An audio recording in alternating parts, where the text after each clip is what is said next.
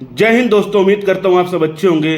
भाइयों, अगर आपने भी किसी एनबीएफसी कंपनी से या क्रेडिट कार्ड से लोन ले रखा है, आप उसको भरने में असमर्थ हैं, आपसे नहीं भरा जा रहा, आपके साथ कोई दिक्कत परेशानी बन चुकी है, और भाइयों ये जो 9 महीने हैं, इस 9 महीने के बीच में आपके साथ क्या क्या दिक्कत, क्या क्या प्रॉब्लम होती हैं, हम इस वीडियो के माध्यम से आपको बता देते हैं और आपको कैसे निपटना है, इस जो ये दिक्कत प्रॉब्लम से कैसे निपटना है, क्योंकि हर किसी के बस का नहीं होता।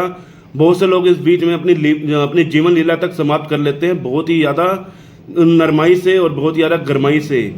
भाइयों, इसके अंदर बहुत कुछ होने वाला है 9 महीने के अंदर में, तो आपको जानना बहुत ज़्यादा जरूरी है। अगर हमारे चैनल पर पहली बार है तो चैनल को सब्सक्राइब करेंगे, साथ साथ वीडियो को एक लाइक कर देना, जितना हो सके वीडियो को शेयर करना उन लोगों के साथ जो लोन की किस्त नहीं भर पा रहे हैं, उनका जीना हराम हो रहा है, उन लोगों को शेयर कर देना है वीडियो को।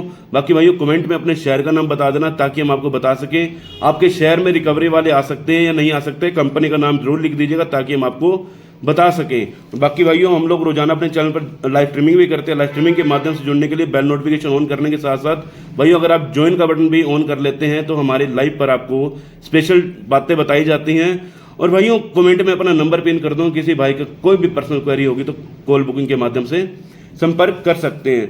भाइयों देखो, ये जो 36+ एनबीएफसी कंपनियां हैं, इन्होंने आपका जीना हराम कर रखा है। इनकी अगर किस्त नहीं भरी जा रही तो परेशान होने की जरूरत नहीं है। कंपनियां तो बहुत सारी हैं, लेकिन मैंने 36+ एनबीएफसी कंपनी इसमें लिखी है, प्लस का निशान है, इसके अंदर बहुत सारी कंपनियां लागू होती हैं। ये मत सोचना कि आपने जो फोटो देखी है उसी की ही आपको बताई जा रही है, उसमें हर एक कंपनी का नाम आ जाएगा। ठीक है, देखो भाइयों, अगर आपने कोई भी एनबीएफसी कंपनी से क्रेडिट कार्ड से लोन ले रखा है तो आपकी ज़िंदगी के 9 महीने आपके साथ कैसे कटेंगे और आपके साथ क्या क्या दिक्कत, कैसे बाहर निकलना है। देखो भैया, पहले 3 महीने सख्ताई के, अगले 3 महीने आपकी रगड़ाई के, अगले 3 महीने आपके छुटकारे के। ये जो 9 महीने का जो टाइम पीरियड रह जाता है, इस बीच में आपके साथ जो जो खेल होने हैं, जो जो परेशानियां होनी है, इनसे आप कैसे निपटना है। देखो भाइयों, अगर आपने लोन ले रखा है, आपसे नहीं भरा जा रहा, अगर आपके पास पैसा है तो भर दीजिए, नहीं है तो डरिए मत, घबराइए मत, हमारी वीडियो देखिए और उसको लागू कीजिए अपने नियम को कि भैया हमारे साथ ये जो आरबीआई के नियम हैं उनको आपने लागू करके इन टेंशनों से बाहर निकलना है। हर तरीके से बचाव हर चीज़ का, ये मत सोचना कि आपके पास किसी चीज़ का बचाव नहीं है, आपने लोन की किस्त नहीं भर पा रहे तो आपके साथ कोई आगे जाके बहुत ज़्यादा दिक्कत या परेशानी आने वाली है, ऐसा कुछ नहीं है। तो समझ लीजिए, जो पहले 3 महीने जो हमने बताए हैं सख्ताई के, जो पहले 3 महीने सख्ताई की होंगे, वो किस प्रकार की सख्ताई होगी आपके साथ जो सख्ताई होने वाली है, जब आप लोन की किस्त नहीं भरते हैं, पहले महीने से लेकर तीसरे महीने 92 डेज तक आपका कभी भी अकाउंट पर कोई भी आपके ऊपर कानूनी कार्रवाई नहीं होती। लेकिन ये सख्ताई किस लिए माने जाते हैं, क्योंकि इन दिनों में आपके साथ सख्ताई बहुत ज़्यादा होती है। जो सख्ताई होती है, रिकवरी वालों की कॉल्स और रिकवरी वालों का घर आना, हर तरह की इसके अंदर जो सख्ताई हो जाती हैं, आपको मैं बता देता हूँ। पहले तो 92 डेज तक कोई केस वगैरह बैंक कर नहीं सकता, ठीक है। उसके बाद जो दिक्कत परेशानी आती है, पहले ही दिन में आपकी जो कॉल्स हैं, कॉल सर्विस को फॉरवर्ड कर दी जाती हैं। जो कॉल सर्विस को फॉरवर्ड करके आपके पास दिन भर में इतनी कॉल्स आएंगी, आप नहीं उठा पाएंगे कॉल, ना ही आप अपना काम धंधे पर ध्यान दे पाएंगे, ना ही किसी प्रकार से आप इनसे छुटकारा पा पाएंगे। आप लोगों के पास कोई भी ऑप्शन नहीं बचता कि भैया मैं करूं तो करूं क्या। इस बीच बहुत से लोग परेशान होकर या तो अपना घर छोड़ देते हैं या फिर अपना परेशान होकर तमाम तरीके से अपना मोबाइल स्विच ऑफ करके रख देते हैं या फिर अपने आप को गायब कर देते हैं दुनिया से कि हम यहाँ पर थे ही नहीं। माँ बाप से भी डर डर के रहना, परिवार वाले से डर कर रहना, इस बीच ये सब चीज़ें होती हैं। अब इससे आपको कैसे निपटना है, निपटने का जो एक ऑप्शन मैं आपको बताया, तो देखो, जो 92 डेज का पीरियड रहता है, 92 डेज के पीरियड में आपके पास जितने भी फ़ोन्स आते हैं रिकवरी वालों के, अगर आप उसको नहीं भी रिसीव करेंगे तो आपको साथ कोई भी दिक्कत परेशानी नहीं आने वाली। क्योंकि अगर आप रिकवरी वालों के फ़ोन नहीं उठाएंगे तो इससे आपकी जो टेंशनें चल रही हैं दिमाग के अंदर, वो आपकी टेंशनें पूरी तरह से समाप्त हो जाएंगी। क्योंकि फ़ोन ही एक ऐसी चीज़ है जिसने आपको लोन प्रोवाइड करा कर दिया और इस मुसीबत में आपको लाकर खड़ा कर दिया। अगर आप फ़ोन नहीं उठाएंगे तो आपके ऊपर किसी प्रकार का कोई भी कानूनी अपराध नहीं है ये फ़ोन ना उठाना, तो आप उससे डरिए मत, घबराइए मत, फ़ोन बंद करके रख सकते तो रख दीजिए। उस बीच आपके घर पे रिकवरी एजेंट आ जाते हैं, जो कि आपके घर पे 70% कंपनियों के रिकवरी एजेंट घर पर नहीं आते। 70% रिकवरी एजेंट घर पर नहीं आते। वो क्यों नहीं आते वो भी मैं आपको बता देता हूँ। इस कारण नहीं आते क्योंकि बहुत से रिकवरी एजेंसियों को बैन कर दिया गया था जब उन्होंने अपने जो क्लाइंट हैं उनके साथ बदतमीजी करी बहुत ही ज़्यादा, और क्योंकि इनके ना बहुत ज़्यादा ब्याज हैं।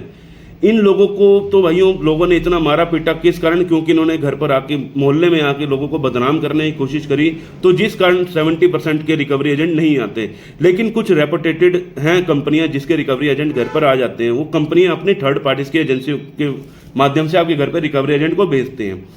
जो रिकवरी एजेंट आपके घर पर आते हैं वो विदाउट सर्टिफिकेट के, विदाउट होम विजिट लेटर के और डीआरएस सर्टिफिकेट के आते हैं, क्योंकि कंपनी को एक चीज़ का डर लगा रहता है, अगर वही जैसे 70% एनबीएफसी कंपनी के साथ जो हाल हुआ था, जो घर पे रिकवरी एजेंट नहीं भेज सकते, जो ये 30% रिकवरी वालों के साथ ये दिक्कत ना आ जाए, तो वो कंपनी का बिना नाम बताए लोग घर पर पहुंच जाते हैं और आपके पास ना ही कोई होम विजिट लेटर लेके आते हैं। होम विजिट लेटर इसलिए नहीं लेके आते क्योंकि उनको अधिकार नहीं है कि किसी भी व्यक्ति के घर पर जाकर तू तड़ाक करना या बदतमीजी करना, गाली गलौज करना।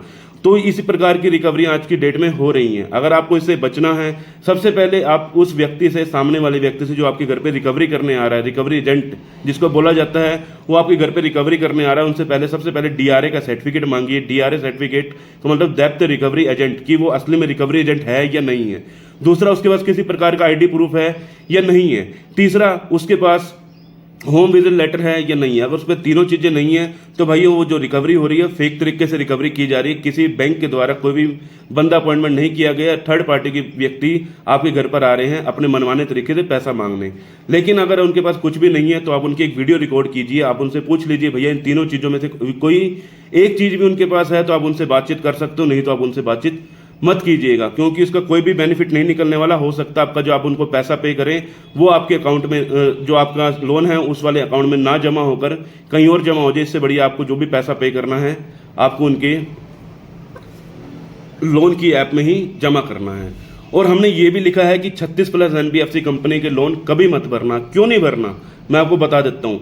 जब भी कोई भी व्यक्ति लोन लेता है उसके किसी भी एग्रीमेंट में ये नहीं लिखा होता अगर आप लोन की किस्त नहीं भरेंगे तो हम आपको गाली गलौज करेंगे, हम बदतमीजी करेंगे, हम तमाम तरीके से आपको हरासमेंट करेंगे, आपके मोहल्ले में बता देंगे या आपके घर परिवार में फ़ोन कर कर बताएंगे। बहुत सी कंपनियां ऐसा करती हैं, तो ऐसी कंपनियों का पैसा मत भरिएगा। अगर आपको ऐसा लग रहा है तो आप उन कंपनियों के ऊपर आरबीआई को एक कंप्लेंट डालिए कि ऐसे से मेरे साथ इन्होंने दुर्व्यवहार किया है। तो उस दुर्व्यवहार की आपको जो है कॉपी आपको या तो एक्स पर आप उसको शेयर कर सकते हैं या फिर आप उनकी कंपनी को डायरेक्ट मेल कर सकते हैं कि आप लोगों ने हमारे साथ ऐसा किया तो हम आपका पैसा नहीं भर सकते क्योंकि हमारे साथ बहुत ज़्यादा गलत व्यवहार हुआ है। ठीक है, तो आपको इसमें डरना नहीं है, घबराना नहीं है। पैसा आपने ले रखा, ये मत सोचना कि आपने पैसा लिया तो भैया आपको सिविल के बेस पर लोन मिला था, ना कि आपका कोई भी चीज़ गिरवी रख के उन्होंने लोन दिया था। तो ये इस प्रकार की करती हैं हरकतें कंपनियां। ठीक है, अब मैंने आपको बता दिया 36+ कंपनी के लोन नहीं भरने, किस वजह से नहीं भरने। हाँ, अगर कंपनी का पैसा भरना चाहते हो, चाहे उन्होंने जो भी गलतियां कर दी, जैसे भी कर दी, तो उनका सबसे लास्ट में पैसा देना, तुरंत पैसा देने की जरूरत नहीं है। ठीक है, अब ये 92 डेज तक ये सब कहानियां होती है। 92 डेज होते सख्ताई के।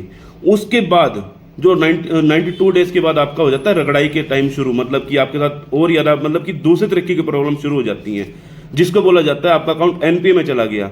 बहुत से लोग सोचते हैं एनपीए में चला गया तो मतलब कि सब कुछ बर्बाद हो गया। तो एनपीए का मतलब ये नहीं है कि आप बर्बाद हो गए। एनपीए का मतलब होता है नॉन परफॉर्मिंग एसेट, जिसमें आपका जो अकाउंट है उसको नॉन परफॉर्मिंग एसेट में डाल दिया जाता है। नॉन परफॉर्मिंग एसेट में मतलब किस बैंक को किसी भी प्रकार का लाभ आपसे नहीं मिल रहा, अपने कस्टमर से किसी प्रकार का लाभ नहीं मिल रहा, तो आपको नॉन परफॉर्मिंग एसेट में डाल दिया जाता है। उसके बाद बैंक आपके ऊपर तमाम तरीके के नोटिस जारी करता है, जिसमें डिमांड नोटिस, आर्बिट्रेशन का नोटिस और आपके पास सेक्शन 25 का नोटिस, 138 अगर चेक दे रखा है तो उसका नोटिस, तो तमाम तरीके के नोटिस आपके पास आते हैं। तो ये मत सोचना कि आपके पास नोटिस आ गया तो आपको जेल हो जाएगी, ऐसा कुछ नहीं है। डिमांड नोटिस में हमेशा ये लिखा रहता है अगर आप लोन की किस्त नहीं भरेंगे तो हम आपसे डिमांड कर सकते हैं कि हमारा पूरा का पूरा पैसा वापस दो। वो आपको एक डेट दे देंगे, इस डेट को पैसा वापस दो। अगर आपको उस डेट तक भी पैसा नहीं है तो आपको डरना नहीं है, घबराना नहीं है। सबसे पहले जो आपको मैंने बताया था सख्ताई के 3 महीने होते हैं। सख्ताई के 3 महीनों में आप एक बैंक को लीगल प्रायर नोटिस बैंक को भेज सकते हो। लीगल प्रायर नोटिस से अगर आप बैंक को बता देते हो कि आपकी आर्थिक स्थिति ठीक नहीं है, एक एडवोकेट के माध्यम से आपको ये सब कुछ बताना होता है कि भैया मेरे से ये दिक्कत परेशानी हो चुकी है। एक एडवोकेट के माध्यम से जिसमें आपकी स्टैंप लगी हो एडवोकेट की, उनका नंबर हो, उनकी ईमेल आईडी हो, उनका एड्रेस हो, सब कुछ हो, तो उससे बैंक के पास जब ये नोटिस जाता है इसमें आपकी काफ़ी हद तक रिकवरी भी स्टॉप हो जाती है, फ़ोन कॉल आने भी बंद हो जाते हैं और आने वाले समय पर जो आपके साथ कानूनी कार्रवाई होने वाली है वो भी स्टॉप हो जाती है। तो ये मैं सोचना कि अगर हमने प्रायर नोटिस भिजवा दिया तो आपके साथ कोई दिक्कत आ जाएगी, उल्टा आप सारी दिक्कतों से बाहर निकल जाएंगे। जब आपने बैंक को किसी प्रकार का जो नोटिस वगैरह भेज देते हैं, प्रायर नोटिस भेज देते हो, तो फिर आपके साथ सख्ताई वगैरह नहीं होती। जो रगड़ाई के 3 महीने मैंने बता दिए, रगड़ाई के 3 महीनों में आपके साथ जो 3 महीने होते हैं, इस बीच बैंक तमाम तरीके के आपको आर्बिट्रेशन भी करता है। आर्बिट्रेशन में क्या होता है, बैंक के कुछ लोग अधिकारी आप लोगों को ये कहते हैं कि हम आपके घर का सामान, आपके घर की हर चीज़, हर वस्तु पर हमारा अधिकार हो जाएगा अगर आप लोन की किस्त नहीं भरेंगे। तो भाइयों ऐसा है, कोई भी नियम नहीं कहता कि आपके किसी वस्तु का, आपके नाम पर अगर कोई वस्तु नहीं है या फिर आपके, चाहे आपके नाम पर भी वस्तु है, तो भाइयों वो भी बैंक नहीं जब्त कर सकता, क्योंकि जब तक कोर्ट से ऑर्डर नहीं आता तब तक कुछ नहीं होता। तो इसमें आपको समझना चाहिए कि जब तक कोर्ट से ऑर्डर नहीं आता तो ऐसा कुछ नहीं होता। लेकिन बैंक करती क्या है, आर्बिट्रेशन नियुक्त करके आर्बिट्रेटर के द्वारा आपके अकाउंट पर लिन लगा देती है, जिसमें आपकी सैलरी आती है या फिर आपने जिसमें आपने लोन ले रखा है उस पर लिन लगा देती है। अगर उसमें 1 रुपया भी आपका जाता है तो बैंक अपने पास उसको रख लेता है, जब तक आपकी किस्तें बकाया थी जितनी, उतना पे नहीं कर देते। जितना आपका पैसा है जब तक उनके अकाउंट खाते में नहीं चला जाता तब तक आपके अकाउंट पर लिन लगी रहती है। ठीक है, उसके बाद आगे आपको बता दिए इन 3 महीनों में। उसके बाद सेक्शन 25 का नोटिस भी आपके पास आ सकता है। सेक्शन 25 मतलब ईसीएस लगी हुई है आपके अकाउंट में। अगर ईसीएस मतलब ऑटो डेबिट, आपने किसी भी लोन से, कंपनियों से, क्रेडिट कार्ड में अधिकतर ये ऑटो डेबिट का सिस्टम नहीं होता, लेकिन ये लोन कंपनियां ऑटो डेबिट का सिस्टम लगा कर रखती हैं।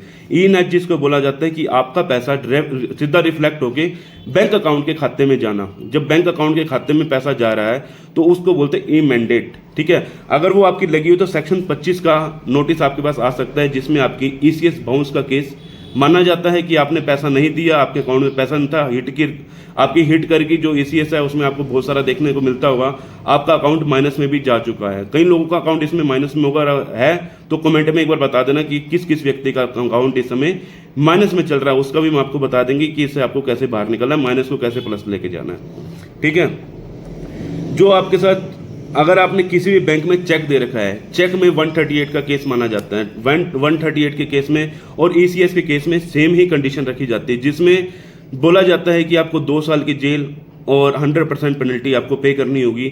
लेकिन हर व्यक्ति इसमें डर जाता है कि भैया मेरे से ऊपर किसी प्रकार का केस हो जाएगा। तो ऐसा कुछ नहीं है, हर व्यक्ति को ऐसा केस नहीं होता कि भैया कंपनियों को पैसा निकालना है। सिर्फ और सिर्फ कंपनियां करना चाहें तो केस कर सकती है, लेकिन हर कंपनी केस नहीं करती, क्योंकि जो केस चलते हैं वो काफ़ी साल तक चलते हैं, बहुत ज़्यादा सालों तक चल जाते हैं, जिस कारण इनका कंपनी का पैसा खड़ा रह जाता है, तो कंपनी को किसी प्रकार का लाभ नहीं मिलता। ठीक है, उसके बाद आपकी आ जाते हैं छुटकारे के 3 महीने।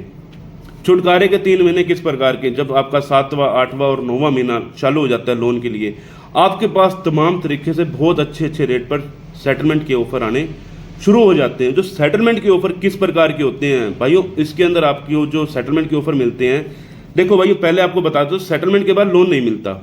अगर आपका पैसा है तो पे कर दीजिए, या तो इसको फोरक्लोज करवा दीजिए। और एनपीए के बाद कभी ये गलती मत करना, अकाउंट में अगर आपने अपने 10 रुपये भी डाल दिए तो वो खू खाते में जाएंगे, वो आपका कोई भी फायदा नहीं देने वाले, वो ब्याज हो जाएगा। कंपनी के पास ब्याज है, कंपनी तो पैसा भर रही है, कैसे मर्जी ब्याज से भरे या कैसे मर्जी भरे, कंपनी हमेशा फायदे में रहेंगी इसमें। ठीक है, अगर आप एनपीए के बाद पैसा डालते हो, एनपीए के बाद अगर पैसा डालना है तो 3 किस्तें अगर बाउंस हुई है तो तीनों के तीनों डालो, 4 किस्तें बाउंस हुई है 4 की 4 डालो, 5 किस्तें बाउंस हुई है 5 की 5 डालो, 6 किस्तें बाउंस हुई है 6 की 6 किस्तें बैंक को डाल दो। तो आपका जो है उसके अंदर आप या तो फोरक्लोज करा दीजिए, आपको फिर किसी प्रकार की दिक्कत नहीं आती। लेकिन आपका सिविल डाउन होगा, सिविल तो उठ जाएगा, कोई नहीं, बाद में उठा लेंगे सिविल, लेकिन इस समय आपकी आर्थिक स्थिति खराब है। तो ठीक है, 7वां, 8वां, 9वां महीना जैसे ही आता है उसमें आपको बहुत अच्छे अच्छे ऑफर बैंक की तरफ से आने शुरू हो जाते हैं। कई बैंक आपको प्रिंसिपल अमाउंट पर आपको देती है सेटलमेंट, कई बैंक आपको आउटस्टैंडिंग पर देती हैं। ठीक है, जिसमें आपको आउटस्टैंडिंग पर भी देंगी, कहीं आपको प्रिंसिपल भी देंगी। तो आपको 30% अपना एक रख लेना है कि मैं 30% पर सेटलमेंट करवाना चाहता हूँ। क्यों? क्योंकि आपकी फाइनेंशियल डेथ हो चुकी है, आपको आगे ज़िंदगी भर लोन नहीं मिलने वाला। जब आगे ज़िंदगी भर लोन मिलने ही नहीं वाला तो हमने फिर अपने साथ रखना ही क्या है, जब हम इतना कम फिर अच्छे रेट पर सेटलमेंट लेंगे ना, क्यों हम इतना ज़्यादा रेट देकर 1 लाख के ऊपर हम 80,000 देकर सेटलमेंट क्यों ही लेंगे। तो आपको इस चीज़ में समझना चाहिए। तो आपको जो 9 महीने, आपका अकाउंट 9 महीने का इसलिए हो जाता है, 9 महीने के बाद आपका अकाउंट राइट ऑफ में चला जाता है। राइट ऑफ में आपका अकाउंट किसी और थर्ड बैंक को सेल कर दिया जाता है। जो सेल किया जाता है वो अन्य बैंक के पास चला जाता है। आपने देखा होगा आपके सिविल रिपोर्ट पर चेंज होता है, विलफुल डिफॉल्ट लिखकर या फिर राइट ऑफ लिखकर आपके अकाउंट में लिखा जाता है, आप देख सकते हैं सिविल में। तो अगर वो चीज़ लिखी आ रही है तो आपका अकाउंट तो सेल हो चुका है, किसी और थर्ड बैंक के पास जा चुका है। तो वो जो थर्ड बैंक जो सा है, जो आपके साथ दिक्कत परेशानी देगा, आपको फिर वही फ़ोन कॉल आना शुरू थर्ड पार्टियों के, रिकवरी एजेंटों के, फिर उनके रिकवरी एजेंट आना चाहें तो घर भी आ सकते हैं, कहीं के रिकवरी एजेंट 9 महीने के बाद घर भी नहीं आते। लेकिन अगर आप इस 9 महीने के बीच में अगर अपनी सेटलमेंट करवा लेते हैं तो आपको ये जान का छुटकारा, इतने बड़े बड़े लोन, अगर आपके 50 लाख का लोन भी था तो हिसाब लगा लीजिए कि 15 लाख में आपका निपटारा हो गया, लेकिन आपके साथ जो दिक्कत प्रॉब्लम आने वाली थी वो दिक्कत परेशानियों से आप बाहर निकल गए। तो भाई इस चीज़ में आपको समझना चाहिए, सोचना चाहिए कि आपके साथ जो दिक्कत प्रॉब्लम आई है वो हर एक व्यक्ति के साथ आ जाती है, जो कि एक फाइनेंशियल प्रॉब्लम आना संभव है, क्योंकि धरती पे रहते हैं तो भाई तो हर किसी का कोई ना कोई दिक्कत परेशानी बनी रहती है। उम्मीद करता हूँ आपको जानकारी पसंद आई होगी। मिलते किसी और इन्फॉर्मेटिव वीडियो के साथ। जय हिंद, जय भारत।